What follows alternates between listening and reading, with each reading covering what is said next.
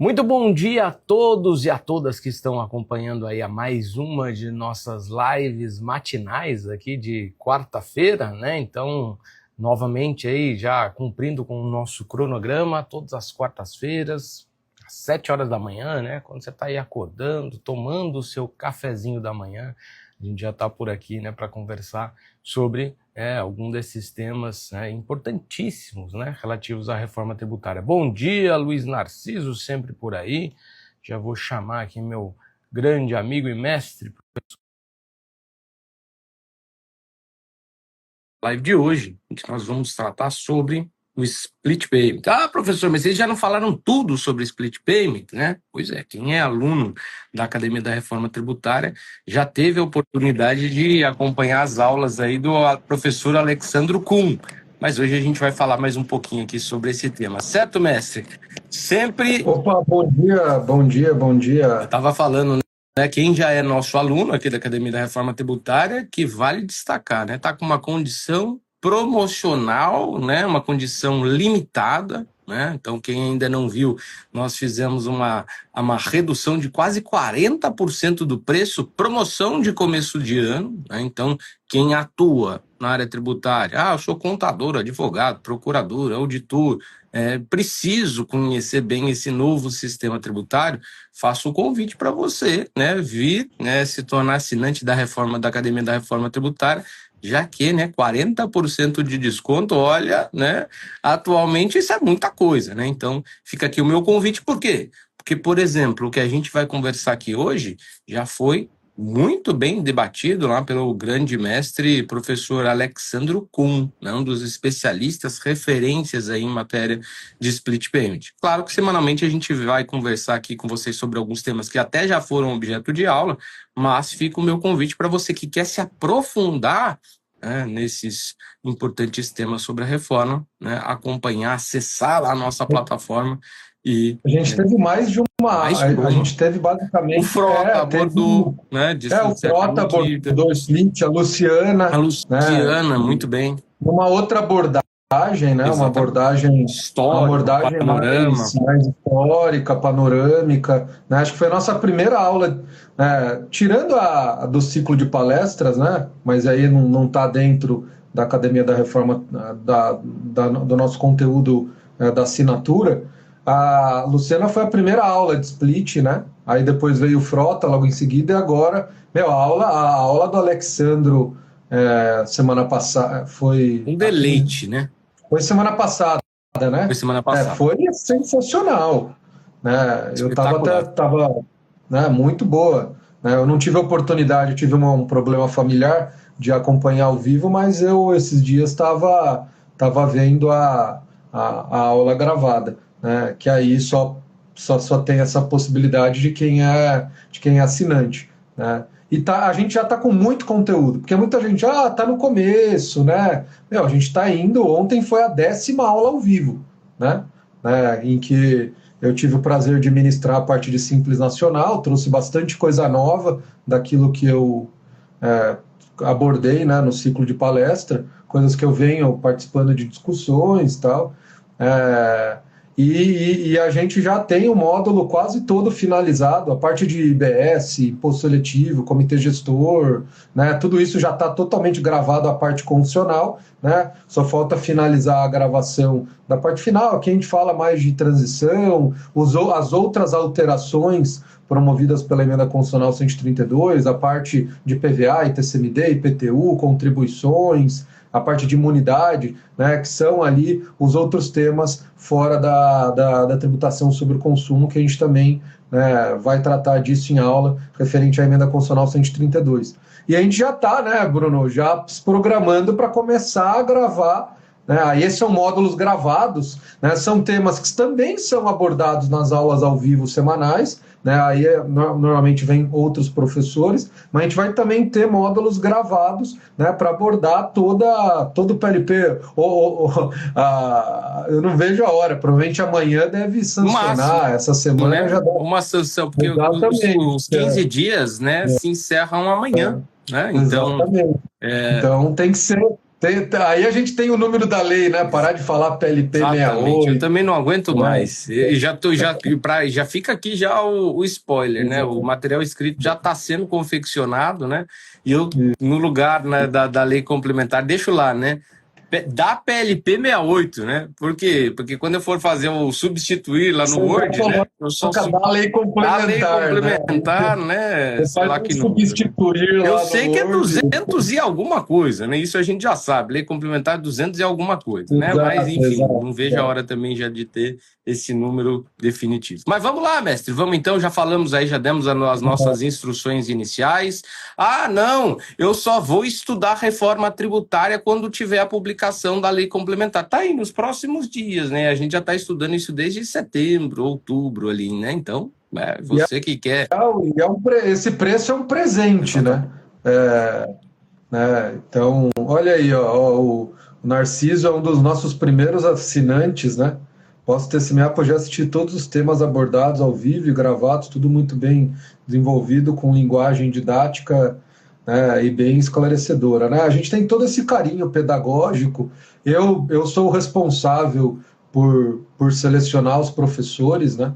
Então, eu vou atrás, inclusive, né, só para já adiantar vocês, né? Ontem eu tive a confirmação, a gente vai ter ali a gente vai ter um grande professor que me confirmou ontem a participação nas aulas ao vivo, o Jefferson Olha que legal. Valentim. Ele vai dar duas aulas, né? Eu confirmei com ele ontem duas aulas, uma sobre normas gerais de TCMD, que está no PLP 108, e ele vai ministrar uma outra aula sobre ele é o grande especialista sobre o tema, né? Ele participou do PAT RTC no GT04 de regime específico de imóveis, né? Ele vai dar uma aula já em nível de aprofundamento só sobre incorporação imobiliária, construção civil e locação, lá em agosto. Né? A gente vai ter uma primeira aula de regime específico de imóveis, mas aí um panorama geral, né, aí no início de março, por um outro cara que sabe bastante, né, é o Carlos Navarro. Ele participa de um dos GTs lá do NEF sobre regime específico de bens imóveis. Ele tem participado também, né, em conversas, ele é advogado, né, acadêmico, mestre, doutor em direito tributário. Então, só já E aí, né, trazendo a Virgis, só novidade. para fazer um destaque importante, porque a gente conhece essas figuras, porque a gente já está aqui no meio há bastante tempo, né?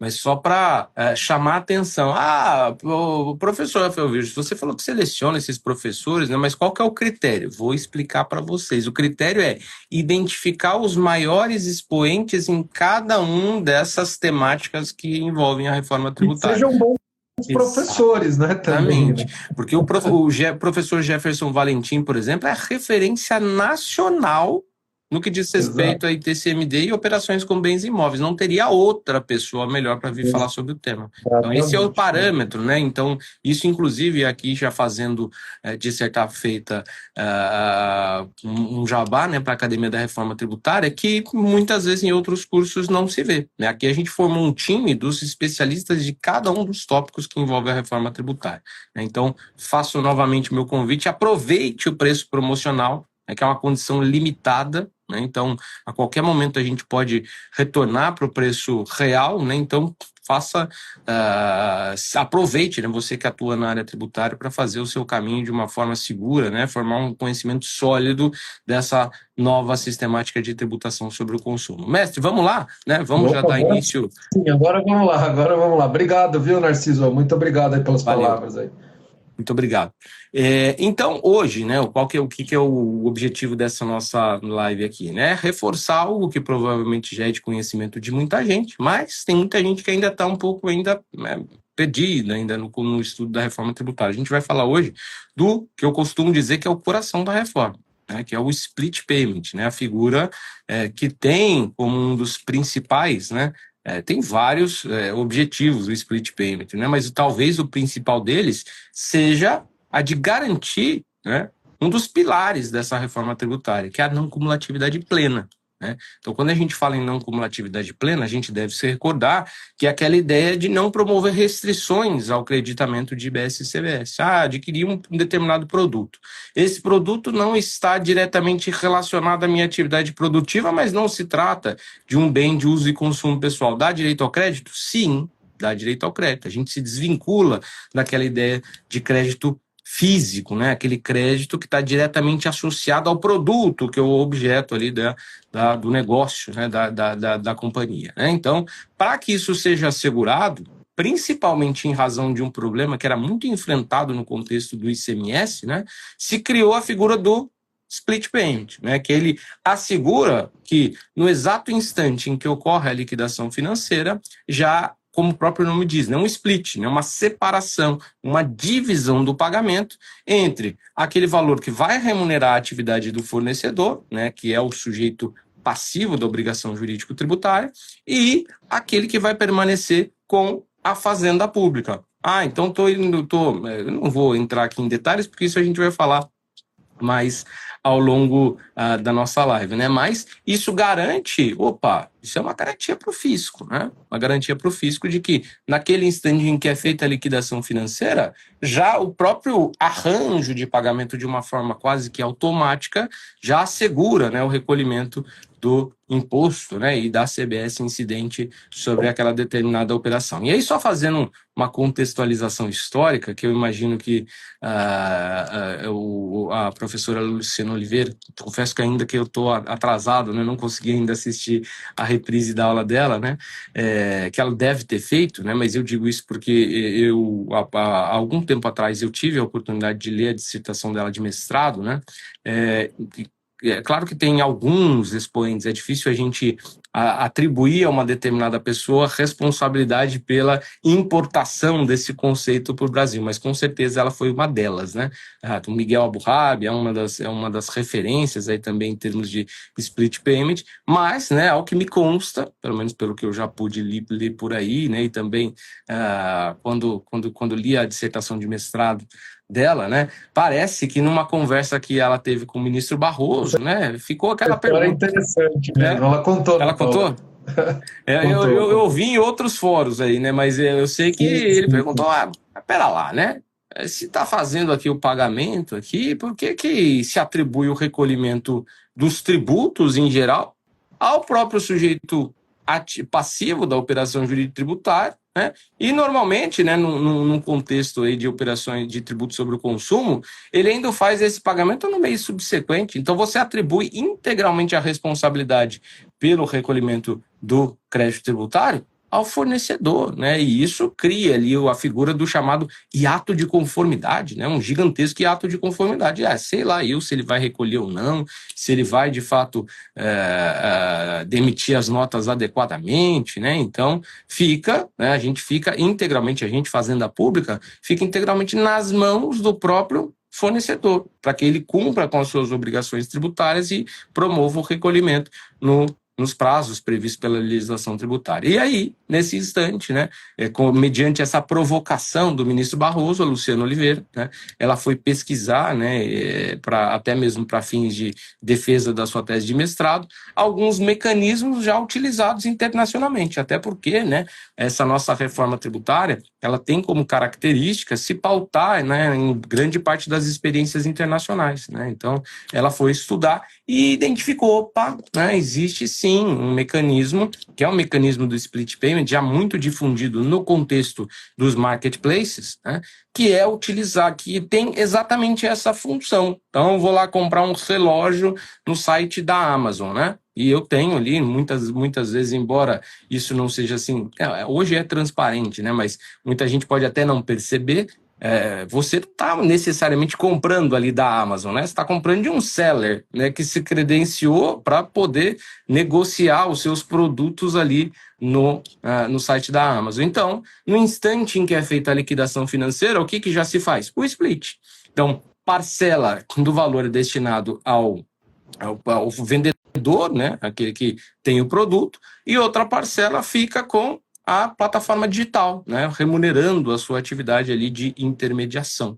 né? Então, essa lógica que foi que permeou essa nova, né, esse novo mecanismo, né, que foi aqui importado, né, para o nosso território nacional e que, vale destacar, né, quando lá da publicação da Emenda Constitucional 132, né, algo que se discutiu olha, a gente precisa, né, de alguma forma, né, em razão, né, dessa nova previsão, né, de não cumulatividade plena, a gente precisa garantir que, de fato, esse crédito seja um crédito bom, né? Ou seja, né, para se afastar aquela nociva prática de criação de empresas noteiras, né? Aquelas empresas que vendem nota sem mercadoria, né? A gente precisa garantir que, de fato, esse crédito vai ser efetivamente recolhido, né? E a Emenda Constitucional 132 disse, olha, né, para que isso possa ser feito, né, duas condições devem ser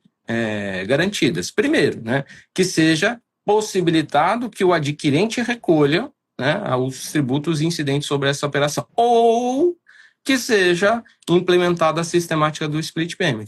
Então, veja, embora o texto constitucional não tenha travado, né, a vinculação do crédito ao pagamento, ele condiciona, né, a vinculação do crédito ao pagamento a garantia de que uma dessas duas modalidades, ele não prevê que necessariamente as duas devem estar à disposição, mas que pelo menos uma dessas seja disponibilizada, né? O recolhimento pelo adquirente é algo mais simples, né? E aí a novidade é o split payment, que vem principalmente garantir, né, o fisco, né? Pera lá, eu vou dar o direito a crédito, mas deixa eu me garantir aqui que, de fato, o tributo foi, de fato, recolhido, né? Então, o split payment tem um papel central, né, para que, de fato, né, dentre outras coisas, né, que o professor Vilches com certeza vai falar aí sobre a redução da alíquota de referência, né? Então, essa foi só um panorama, né, uma contextualização histórica, uma definição geral sobre os conceitos. Mas, mestre, eu quero te fazer uma pergunta, né? Diante de tudo isso que eu me apresentei, né? Me diga aí, como é que funciona na prática o split payment? Daí algumas explicações aí sobre o fluxo de uma eventual transação. Então, vamos lá, entender um pouco, né, o mecanismo, né, como que isso funcionaria na prática, esse pagamento dividido, né?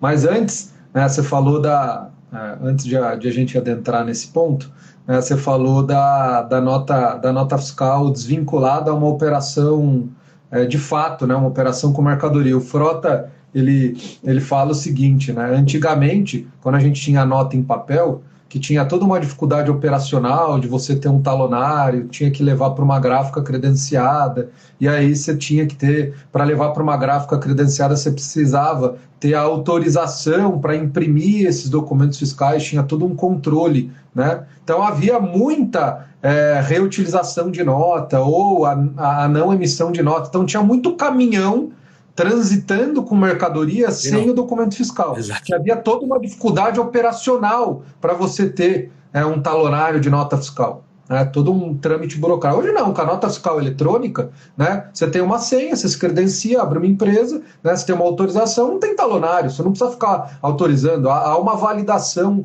da própria infraestrutura tecnológica, né, na hora de você emitir a nota. Não tem que ter toda essa... Não precisa ter gráfica, óbvio, né, tudo digital. Então começou a disseminar o que a gente fala de emissão de nota, né, para, obviamente, lastrear a utilização de crédito por outras empresas, mas essas notas fiscais são notas frias, desvinculadas das operações reais. Então, hoje é muito mais comum nota fiscal sem o caminhão, né? Só que as notas fiscais estão transitando no mundo digital, né? Então aí, empresas, né, que são criadas por laranjas, né, exatamente com o objetivo de gerar crédito de CMS para diminuir o valor do imposto para outras empresas. Né? Então, vendido esses créditos, ou até mesmo empresas criam por meio de laranjas outras empresas que nunca vão pagar o ICMS, né, e elas surgem só para gerar esses créditos podres, né, esses créditos frios. Né, exatamente dentro de um contexto em que o crédito não é vinculado ao pagamento. Né? Então, é que nem você ir no metrô, pegar o seu bilhete único E o metrô falou, não, isso acontece na Europa, né? Não, depois você me paga, depois você carrega aqui, você passa o seu cartãozinho lá, não tem crédito nenhum, né? Não tem crédito nenhum, porque ele não condicionou a sua entrada no metrô ao pagamento, né? A você carregar o cartão. Não, depois você me paga, aí você não paga nunca. Né? Você entrou no metrô, usou lá toda a estrutura e não pagou. Né? É a mesma coisa, Né? Você emite uma nota, né? Independentemente se você for pagar, se vai pagar ou não o ICMS, já gerou o crédito, né, para o adquirente poder compensar os seus débitos de ICMS. Né? A ideia hoje não, o crédito vai ser condicionado ao pagamento, é que nem um cartãozinho pré-pago. Cara, você só vai usar esse cartão se ele tiver crédito dentro, se não tiver, você não usa. Né? Ah, mas eu tenho a nota fiscal aqui com o valor. Mas foi pago? Né? Se não, né, você não carregou o cartão pré-pago, então você não tem o porquê de utilizar. Ele não está lastreado, né? Ele não tem lastro financeiro. Precisa ter lastro financeiro. Né? Sem lastro financeiro, o que acontece? Os estados não devolvem, ou demoram muito para devolver os créditos acumulados. Né? Então essa é uma das, esse é uma das causas, né? Por a gente ter aí a não devolução de crédito acumulado pelos estados. Tem outros problemas, mas essa é uma das causas. Né? Então vamos lá, como que funciona? Né? Só para a gente visualizar essa questão. Então imagine um fornecedor, né, vendendo uma mercadoria a R$1.000. Né? Vamos imaginar aí o IBS, que é a somatória do IBS municipal e IBS estadual, né, a 20% e a CBS 10%. Vamos imaginar uma alíquota de 30%. Né? Então, uma operação de R$1.000, o cálculo é por fora, eu vou ter 1.300. Então, eu vou ter ali 10% da CBS, R$100, né, e R$200 de IBS. Não vou separar aqui em IBS estadual e IBS municipal, porque o IBS ele é recolhido diretamente para o comitê gestor. Aí o comitê gestor, que é ali dentro, rodando o algoritmo, ele distribui para os estados e municípios do destino. Então esse fornecedor, ele emitiu um documento fiscal que tem lá, CBS, né? CBS, R$100. IBS, 200, porque é uma alíquota de 30. Isso pode variar em função do destino. Eu estou aqui estipulando a alíquota, mas a cada operação você vai ter que olhar qual é o objeto dessa operação. É um serviço de saúde. Então vou ter que aplicar a alíquota reduzida. Uma redução de 60%. Mas qual é a alíquota para eu aplicar essa redução? A alíquota do destino. Né? E aí isso tudo vai estar no documento fiscal. Então vai ter lá o campo no documento fiscal, no valor da CBS e do IBS. Né? E aí, no momento que ele emitiu o documento fiscal, já gerou o crédito para o adquirente? Hoje, no mundo do ICMS, gera. Basta você emitir o documento fiscal, né, e a mercadoria chegar no estabelecimento do adquirente, pronto. Ele vai lá, né, lastreado somente no documento fiscal, ele registra lá no seu livro de registro de entradas esse crédito. Né? Agora, no contexto da reforma, ele até vai poder, o sistema até vai poder lá, né, provisionar a existência desse crédito. Por quê? Porque tem um documento fiscal. Mas ele já vai poder ser utilizado? Não, porque não houve ainda o pagamento. Né? E aí o adquirente, só para a gente simplificar, ele vai lá e paga à vista. Mas ele tem que pagar por meio de um instrumento eletrônico. Não dá para fazer split, né, quando a operação é paga em dinheiro ou cheque. Né? Então, essa transação tem que ser quitada por meio de um instrumento eletrônico. Pode ser Pix, boleto, pode ser cartão de crédito, cartão de débito, enfim, qualquer um desses instrumentos de pagamento eletrônico. Tá? E aí o adquirente foi lá e pagou. Né? O que vai acontecer? Vai haver um código, uma chave, que vai vincular o documento fiscal ao instrumento eletrônico de pagamento. Como que isso vai ser feito, pessoal? A parte operacional tem um GT, o GT20, dentro da continuidade do PAT RTC, só para especificar e regulamentar essa questão aí do split payment. Então, todo mundo está participando, municípios, estados, Receita Federal, as instituições financeiras, a Febraban, né? Enfim, o SERPRO, eles estão especificando, eles estão analisando arranjo por arranjo e estão vendo como que eles vão adaptar o fluxo de cada arranjo. Então, o boleto tem um fluxo Pix, que é instantâneo, talvez é algo que é um desafio. Cartão de crédito e débito, então olhar para todos esses arranjos, TED, transferência, olhar para todos esses arranjos, como que a gente pode adaptar o fluxo desses arranjos para incluir o split. Mas vamos lá, eu vou pagar por meio do boleto. Então vai haver uma chave vinculando o documento fiscal ao boleto. E aí as empresas que participam desse arranjo, no caso do boleto, cartão de crédito, débito, tem o que era a antiga CIP, hoje é a Núclea. Então tudo vai passar pela Núclea, então certamente ela vai estar envolvida aí na operacionalização do split payment. E aí aquele boleto, como ele vai ter uma chave que ele vai estar vinculado ao documento fiscal, ele vai olhar para o documento fiscal, opa, tem R$100 de CBS aqui, e tem R$200 de IBS, e R$1.000 que é referente ao valor do bem, e do serviço que está sendo fornecido. Então, o que vai ser feito? Eu vou dividir, eu vou fazer uma divisão em 3. Os R$1.000 eu vou repassar diretamente para o fornecedor, vai para a conta do fornecedor. Os R$100 vou destinar para a Receita Federal, e os R$200 eu vou destinar para o comitê gestor. Então, eu não direciono os 1.300 para o fornecedor, para ele poder fazer lá a sua apuração e no mês seguinte ele quita. E se ele não quitar? O adquirente já tem o crédito? Não. O adquirente só vai ter o crédito se efetivamente houver o pagamento. Mas como que eu vou condicionar o pagamento? Eu vou ficar dependendo de uma postura do fornecedor, vou ter que ficar fiscalizando se ele pagou ou não para eu poder registrar o meu crédito, e eu não sei se ele vai pagar ou não. Então, para que o crédito do adquirente não dependa de uma postura do fornecedor e ele tenha que ficar enchendo o saco do fornecedor, paga aí, ou você não vai pagar, não está o crédito aqui. Então, o split, ou como o Bruno colocou, o recolhimento do adquirente, é uma forma de um adquirente, no momento que ele paga, ele já sabe, vou pagar por Pix, vou pagar por boleto, vou pagar por cartão de crédito, o próprio arranjo, ele já vai fazer essa divisão, e já vai ocorrer o pagamento, o destino do tributo, para a fazenda, para o fisco. E aí, nesse exato momento, o sistema vai transformar aquele crédito que estava provisionado, porque tinha um documento fiscal, a um crédito já passível de utilização.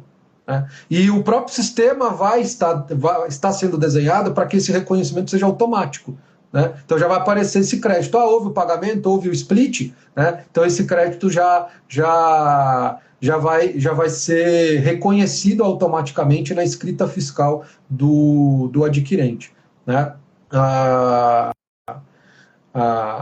Aí o Éder, ele faz uma pergunta que é interessante. Quando efetua uma venda e por algum motivo há a devolução dessa mercadoria, como fica a questão do split já efetuado? Certamente, no regulamento, eles vão detalhar o que na nota técnica, quando eu falo nota técnica, a gente vai ter uma aula no dia 4 de fevereiro com a Eliana Eidman, e ela vai detalhar um pouquinho as notas técnicas que saíram em relação ao layout dos documentos fiscais.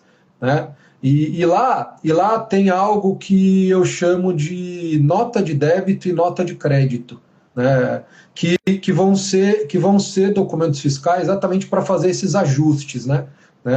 Então, se já houve o pagamento, eu devolvo a mercadoria, certamente a gente vai ter algum mecanismo de ajuste com essas notas de débito e nota de crédito, né, para realmente fazer esses ajustes em relação... obviamente, se eu já paguei à vista e houve o split, e aí eu devolvo a mercadoria e esse valor. Vai ter certamente aí algum mecanismo de ajuste, né? A nota de débito é aquela nota que eu vou utilizar para, obviamente, aumentar o valor que eu tenho para pagar, né? E a nota de crédito é aquela que vai ser utilizada para diminuir o valor que eu tenho a pagar aí de IBS e CBS. Então, certamente, né, isso vai estar melhor detalhado, né, no regulamento, esses ajustes a serem feitos, né, você deu um exemplo só, né, no caso da devolução, né, de mercadoria, né.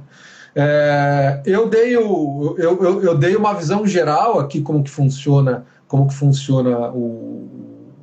o split, mas antes de eu passar aí a bola para o Bruno, né, e a gente começar a falar das modalidades de split, né, você deve estar fazendo a pergunta, professor, você falou aí do pagamento à vista por meio de um instrumento eletrônico, né, e aí vai ocorrer o split. Mas se eu pagar em dinheiro, se eu pagar em cheque... Eu ia pedir para você comentar isso.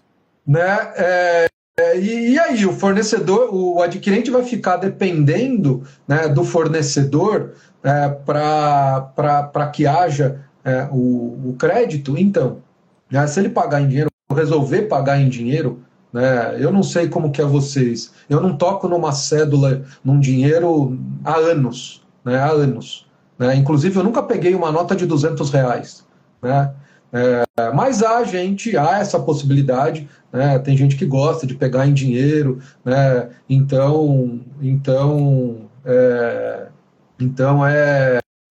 é possível pagar em dinheiro, principalmente quando a gente está falando de varejo, né? Entre empresas é muito difícil você pagar em dinheiro. Imagina você pagar uma operação de R$10.000, o cara chega com uma maletinha na sua empresa. Cara, desconfia, esse cara é picareta, né?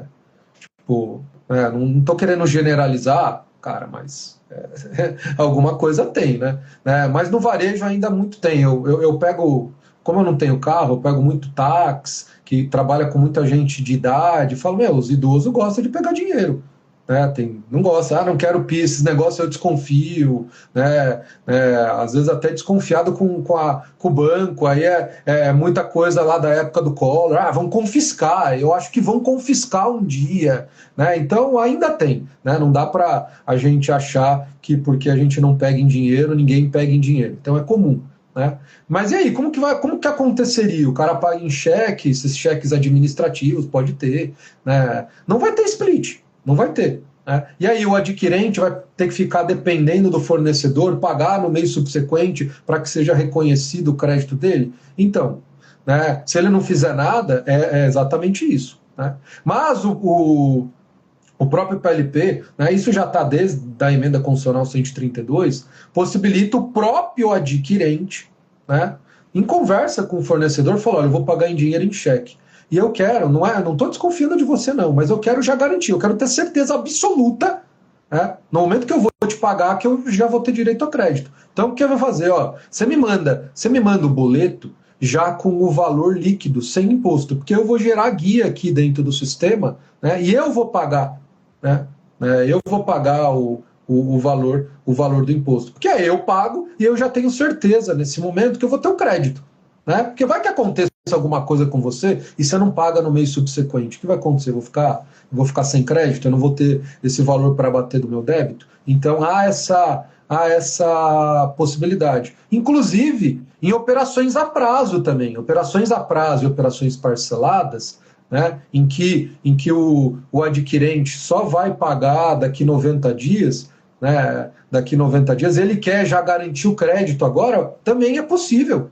Né, de ele já pagar o tributo à vista. Ele pode pagar a operação a prazo, o valor para o fornecedor a prazo, mas não, eu quero já garantir meu crédito agora, né? Então eu posso já emitir uma guia avulsa do valor do tributo, o valor total, e eu já me credito agora. Né? Há também essa possibilidade, mesmo que eu vá utilizar instrumentos eletrônicos para pagar o tributo, mas eu vou fazer de forma parcelada ou a prazo, só no futuro. Né? Então há essa possibilidade também, né?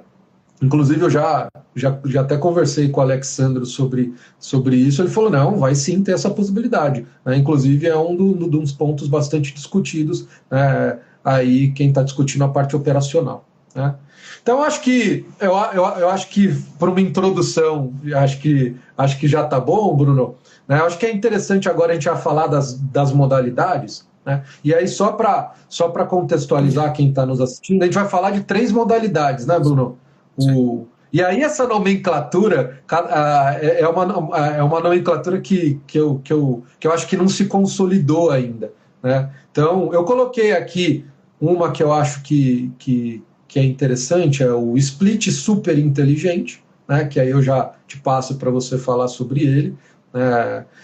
O split inteligente offline, que eu vi que o Alexandre falou, utilizou essa nomenclatura, achei interessante, né? Porque eles estão evitando utilizar a expressão split burro, né? Que é aquele que não consulta o sistema do Comitê Gestor da Receita. Então, eles falam de split inteligente offline, né? E o split simplificado. Né? Então, a gente pretende aí tecer um panorama geral sobre essas 3 modalidades, né? E aí eu já transfiro a palavra para o Bruno, para ele falar um pouquinho aí, o que é esse Smart Split ou Split super inteligente, né? Explica aí um pouco para a gente, Bruno. Boa. Inclusive, gostei que você tocou num ponto bastante sensível e polêmico, de certa forma, né? Que quando se começou a falar em split, né? Eu tenho certeza que você acompanhou muito mais do que eu nas audiências públicas, né? Uma das principais críticas, né? Tanto com relação ao split, quanto no que diz respeito à vinculação do crédito ao pagamento, mas como assim, né? Então, vão transferir agora esse poder fiscalizatório, né? Ao próprio adquirente, para que de fato ele confira se aquele crédito é bom ou não. Olha só, a administração tributária, né, transferindo um dos seus poderes próprios para que, né, o adquirente, sob pena dele não poder fazer, né, a apropriação daquele crédito que havia sido provisionado, né, ele tenha de fiscalizar o fornecedor. Né, e isso o split resolve. Né? Então, o split tem como um dos seus principais pressupostos esse, né? Afastar esse tipo de crítica, né? De certa maneira até desprovida de muito sentido. Né? Então, o split ele vai ser feito pelo próprio arranjo de pagamento. Né? Então, o arranjo de pagamento é que vai ficar responsável pela realização do split. Então, esse tipo de argumento falacioso já cai por terra nesse exato instante. Né? E um outro argumento que também, de certa forma, me incomoda um pouco, né? Não sei o que o mestre Vilches pensa a respeito, né? Que é o argumento de boa parte das empresas de que isso afetaria o fluxo de caixa das empresas, né? Isso é o que a gente mais escuta, né? Porque veja, né? Até um dos principais fundamentos, né, que lastrearam, né, aquela chamada tese do século, né, de exclusão do ICMS da base de cálculo do PIS/COFINS, é de que esses valores não pertencem à empresa, né? E sim, eles meramente transitam por ali, mas não transitam pelo patrimônio da empresa. E, portanto, isso legitima a exclusão do ICMS, legitimou, né, a exclusão do ICMS, né? E o que serviu de fundamento lá para a criminalização do não pagamento do ICMS, né? Criminalização da inadimplência pelo ICMS não pago, mesmo que declarado. Exatamente. Né? Se pautou nessa. Falou, não, você não falou lá para legitimar a exclusão do ICMS da base fiscal da PIS/COFINS, que a receita do ICMS não é receita, né, do contribuinte, ele simplesmente está transitando na contabilidade dele, né, e ele tem que recolher do Estado. Então, se ele não paga, é apropriação indébita. E aí é curioso essa lógica. Que assim, é um argumento para defender a exclusão, e agora, quando o assunto é, de fato, se esses valores vão ou não afetar o fluxo de caixa, o discurso muda completamente. Né? Então, pelo menos para nós aqui, que, enfim, fazemos uma análise um pouco mais imparcial e técnica, veja, né, se o que fundamentou a exclusão foi, né, a consideração, a declaração de que esses valores não pertencem ao sujeito passivo, nada mais razoável de que no momento, no instante em que se faz a liquidação financeira, que já se realize, né, essa distribuição para os efetivos destinatários, né, para os seus reais, né, para quem de fato os recursos pertencem. Né? Então, essa também é uma outra tese que afasta, né, essa defesa aí por boa parte das empresas de que isso afetaria o fluxo de caixa. Desculpa te interromper, A questão vai afetar o fluxo de caixa das empresas, mas a questão hoje a gente está num cenário Exatamente. distorcido, em que as empresas se Se utilizam do valor apropriam do de tributo valores para do se Estado para se autofinanciarem, né? Para exatamente. financiar seu capital de giro, né? Não que isso seja regular, né? Esse foi um modelo, um arranjo operacional que destoa da realidade jurídica, né? Da realidade que deveria ser observada. Enfim, né? Mas vamos lá, deixa eu trazer aqui já para as modalidades, né?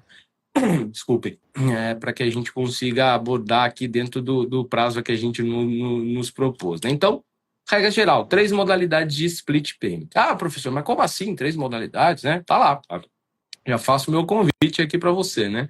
A gente possivelmente vai ter algum veto aí, né, no PLP 68, né? Que inclusive tende a ser sancionado até amanhã, né? Não sei se vai rolar uma sanção tácita aí, né? Mas enfim, né? O prazo fatal é amanhã, quinta-feira, né? Mas o que se previu ali a partir dos artigos 31 e seguintes? 3 modalidades de split, né? O que a gente vem sendo chamado de split inteligente, que se subdivide em duas espécies, e o Isso. split simplificado, né? E eu vou falar agora um pouquinho para vocês do split super inteligente, quer dizer, esse cara é o genial, né? O split Einstein, né? Aquele Assumo, né? o supra-sumo, né? O ideal, né? Exato. Mas, né, já possivelmente, né? Embora isso, o PLP já dê sinais, né, de que ele não vai ser adotado de plano, ainda não há cronograma de implantação, nem nada na lei complementar, até porque não seria um instrumento normativo cabível para tanto, né? Mas, enfim, o que é o split super inteligente? Então, o professor Rafael Vilches deu aí um panorama geral. Ah, de que forma se realiza, né? Eu vou ali, faço a aquisição de um determinado produto, né, de um determinado bem, e vou utilizar, e esse é um pressuposto importante, vou me valer na aquisição desse bem, vou utilizar um meio de pagamento eletrônico. Ah, então, sendo um meio de pagamento eletrônico, isso torna obrigatória a realização do split. Então, esse é o pressuposto inicial. Não estou usando cheque nem dinheiro, então vou utilizar de um meio de pagamento eletrônico. Ah, professor, mas poderia ser também uma criptomoeda. Vamos deixar isso para outro momento, né? Por hora eu estou falando Exato. só de os meios de pagamentos eletrônicos. É Tem claro o que Drex, vai ter o Drex tem muita também. coisa aí, né? Aí é outra história, é outra E história. uma das previsões, inclusive, né, no PLP, é que haja isonomia entre os meios de pagamento, né? Ah, não, vou só colocar isso no cartão de crédito, não vou colocar no Pix. Necessariamente haveria uma fuga maciça, né, de aquisições por meio de Pix. Então deve haver uma isonomia, né, entre todos os meios de pagamento. Vamos fazer um split? Vamos fazer um split para todos. Claro que tem alguns detalhezinhos que a gente vai conversar a seguir. Tá, mas vamos imaginar, né, por hipótese, né, que pelo menos eu imagino, né, que a maior parte das operações por meios eletrônicos são realizadas por meio de cartão de crédito ou débito, que essa foi a modalidade de pagamento optada pelo adquirente, né? Lembrando, né, ou melhor, deixa eu progredir um pouco aqui mais no raciocínio e eu já faço uma adesão. Tá legal, então, em razão da escolha dessa modalidade de pagamento, o que se faz obrigatório é a realização do split. E o split ideal, né, é o split super inteligente. O que é o split super inteligente? É aquele em que, no instante em que é feita a liquidação do pagamento, então estou lá adquirindo um determinado bem e me utilizei de um cartão de crédito. Então, no instante em que é feito esse pagamento, que já haja a consulta real-time ao sistema do Comitê Gestor e da Receita Federal do Brasil, porque lembrando, né, nesse momento, embora isso não seja assim tão transparente para o sujeito passivo, quando ele faz a aquisição desse bem, ele adquire, ele tem uma parcela que vai remunerar o fornecedor, né, e outra que vai remunerar os estados e municípios, IBS estadual, IBS municipal e a CBS, né? E aqui um ponto importante, né? Embora uma das modalidades de pagamento eleitas lá pelo artigo 27 seja a compensação, essa compensação não se mistura. Eu não faço compensação de IBS com CBS. Ah, mas eu já vi aí que tem alguma coisinha aí no período de transição. Calma, não confunda, né? Que a gente está falando da compensação no ato da liquidação financeira do pagamento. Não confunda isso com um período de testes, né, que a gente vai ter agora de 2026 a 2028. Aqui a gente está falando no modelo já funcionando em sua plenitude, né? Então, nesse instante em que é feito o pagamento, há uma consulta ao sistema do Comitê Gestor e da Receita Federal do Brasil, né, para se verificar, opa, deixa eu ver, né? Esse valor aqui que está sendo pago, né, e foi destacado ali no documento fiscal que 100 pertenceria ao fornecedor e 25 pertenceriam às fazendas públicas, esse valor aqui já foi quitado, né? Ele já foi extinto por uma das modalidades previstas no artigo 27, né, do atual PLP 68, né? Se sim, já houve extinção, o adquirente já fez o recolhimento, né? Então, nesse caso, o valor integral já vai ser destinado ao fornecedor. Por quê? Porque não tem, já houve ali a extinção desse montante por meio do recolhimento pelo adquirente. Aí faço o convite a vocês, isso a gente já até debateu aqui em outras lives, né, as modalidades de pagamento. Porque normalmente quando a gente pensa em pagamento, né, o que nos vem à mente é o pagamento feito ali pelo fornecedor, né, na sistemática atual, né? Então eu faço ali, realizo... Agora a nomenclatura é modalidades de extinção do débito. Do débito, exatamente, né? Isso. Acho que no Senado eles fizeram esse ajuste, na Câmara eles adequaram a nomenclatura, né? Mas na prática é pagamento, né? Estou pagando ali a operação. Então, dê uma olhadinha lá no artigo 27 e nos incisos do artigo 27, essas modalidades, aí já vamos utilizar a nomenclatura correta, modalidades de extinção do débito, tá? Então, uma delas é o recolhimento pelo adquirente. Mas a gente poderia ter uma outra hipótese, né, de que, por exemplo, o IBS já havia sido, né, já tinha ali créditos suficientes para que houvesse a compensação daqueles valores, né, do débito surgido por conta de uma operação de fornecimento submetida à incidência do IBS da CBS. Então, nesse caso do split super inteligente, que é o nosso modelo ideal, já há uma consulta em tempo real. Esses sistemas, de fato, de maneira que não haja, né, uma segregação, uma destinação de recursos ao Comitê Gestor e à Receita Federal do Brasil em montante superior àqueles que, de fato, corresponderiam ao necessário, considerando as demais modalidades de extinção do débito. Agora, esse é só o split super inteligente. Agora eu quero passar a bola aí para o meu amigo aí, professor Rafael Vilches, para ele falar um pouquinho sobre o chamado split, não vou falar não inteligente, tá? O split offline, né? Para a gente ser aqui politicamente correto, né? E adotar a terminologia. Vai lá, mestre. Então, esse é um ponto interessante, né, que o Bruno colocou, da questão do fluxo de caixa. Então, se você tem um split super inteligente, você afeta ao mínimo o fluxo de caixa das empresas. Por quê? Porque se ela tem crédito suficiente para bater aquele débito que está no documento fiscal, o split nem é efetuado, né? E aí a instituição de pagamento, né, a empresa responsável pelo arranjo de pagamento, e aí pode ser boleto, cartão de crédito, no exemplo do Bruno era o cartão de crédito, ela nem vai efetuar o split. Por que eu vou efetuar o split e direcionar esses valores para o comitê gestor, para a Receita Federal, se o contribuinte já tem crédito suficiente para bater esse débito? Então eu remeto para ele o valor integral.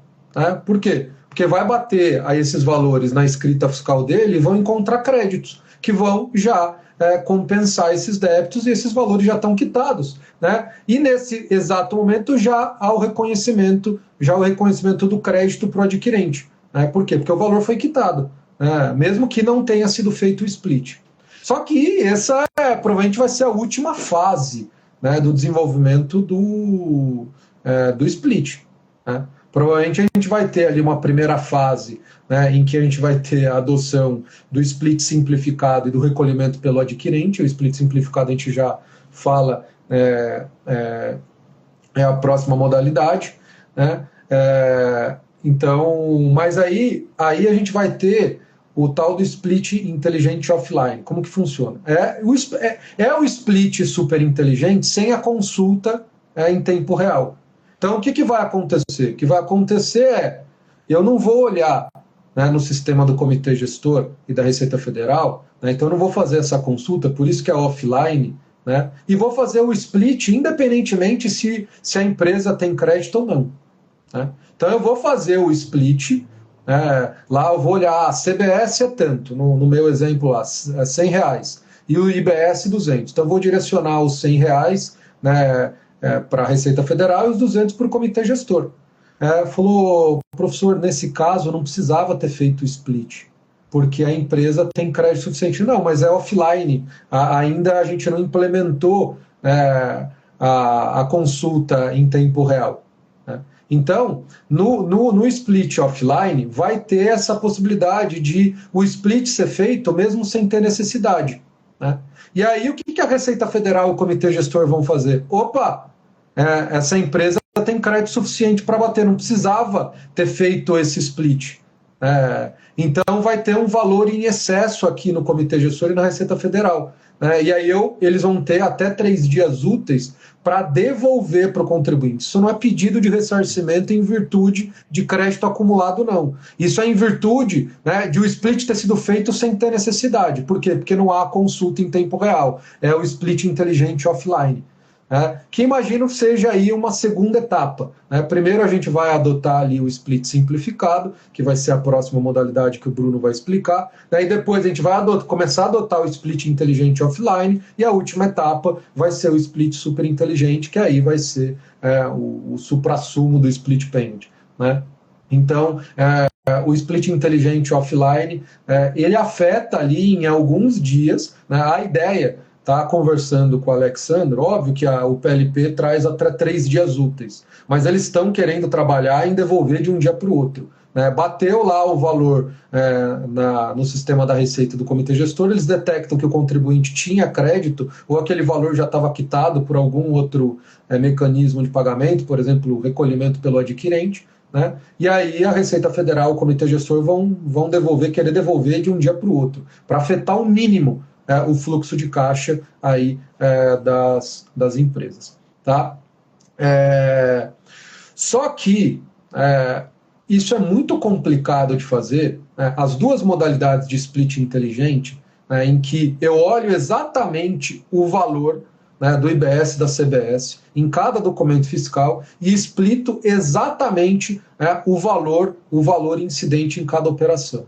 Isso é muito complicado de fazer no varejo, que a gente tem ali muitas operações por segundo, pequenas operações estão acontecendo a todo instante. Então seria muito complicado e acho que sobrecarregaria muito o sistema, principalmente fazer a consulta em tempo real, o sistema do comitê gestor ali no varejo. Imagina uma grande rede de supermercado, uma grande rede de lojas de departamento fazendo vendas a todo tempo, tendo que ficar consultando a todo tempo os sistemas do comitê gestor e da Receita Federal, ou até mesmo fazendo o split do valor exato que está no documento fiscal.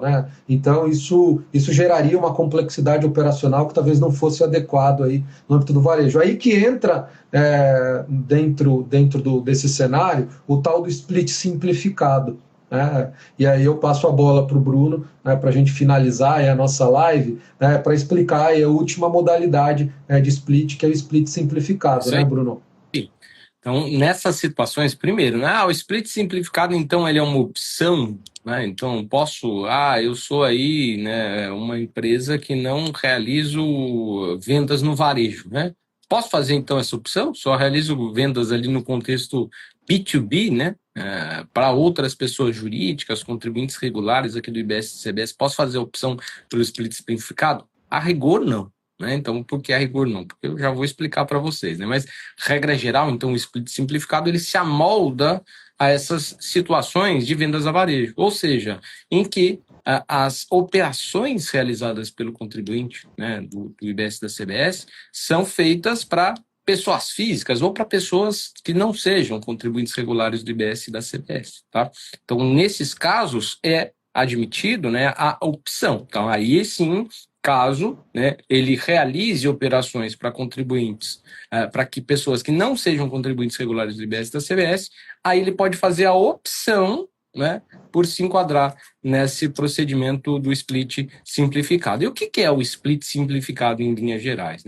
A ideia é mais ou menos a seguinte, claro que tem uma série de outras nuances, que eu faço convite aqui para você assistir, você que é nosso assinante ou que ainda não é, que faça assinatura, para conhecer a nossa aula do professor Alexandre Kuhn. Lá ele explicou em detalhes, né, essa sistemática, e eu acho muito importante que, para quem atua na área, precisa, né, se aprofundar no tema.